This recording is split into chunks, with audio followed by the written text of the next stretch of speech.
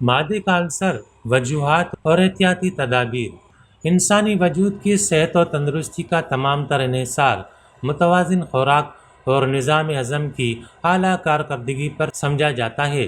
खुराक जिस कदर मुतवाज़न, मक़वी और भरपूर होगी, उसी कदर जिस्म में तवानाई और क़ुव्वत का एहसास होगा। खाए जाने वाली खुराक का फ़ायदा भी उसी वक्त होता है जब बदन का निज़ाम हज़म मजबूत और मुकम्मल कारकर्दगी का मुज़ाहरा करने वाला हो। फ़ी ज़माना लज़्ज़त और मज़े से भरपूर पकवानों के इस्तेमाल से निज़ाम हज़म किसी खुशनसीब का ही मुकम्मल तौर पर फ़ाल और बेहतर कारकर्दगी का मुज़ाहरा करने वाला होगा। निज़ाम हज़म का ताल्लुक़ हमारे मादे से है। हम जो भी खाते हैं और पीते हैं वो सबसे पहले मादे में कीमियाई प्रोसेस से गुजरकर दूसरे अज़ा तक पहुंच जाता है। मादे की कारकर्दगी जितनी मिसाली और उम्दा होगी, हमारी सेहत भी उतनी ही शानदार और काबिल रश्क होगी।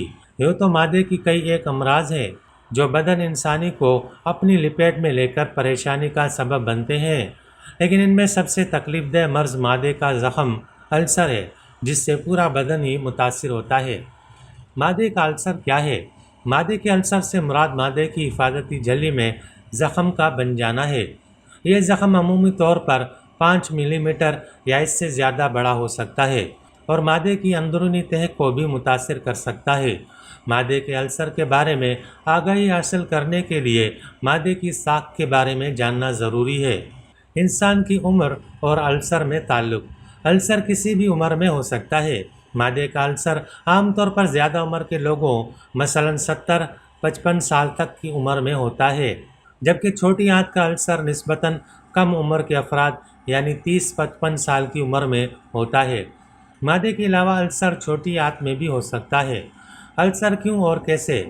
ऐसे अफराद जो मुतवातर, मुरगन, तेज़ मसाले वाली ग़िज़ाएँ, चटपटे पकवान और चटखारेदार अशिया का ज़्यादा इस्तेमाल करते हैं, फ़ास्ट फूड्स, समोसे, पकोड़े, कोला मशरूबात, बेकरी मसनूआत, मैदे से बनी अशिया, बिरयानी, बैगन, दाल मसूर और बादी ग़िज़ाओं के बकसरत इस्तेमाल से भी मादे में वरम की कैफियत हो सकती है।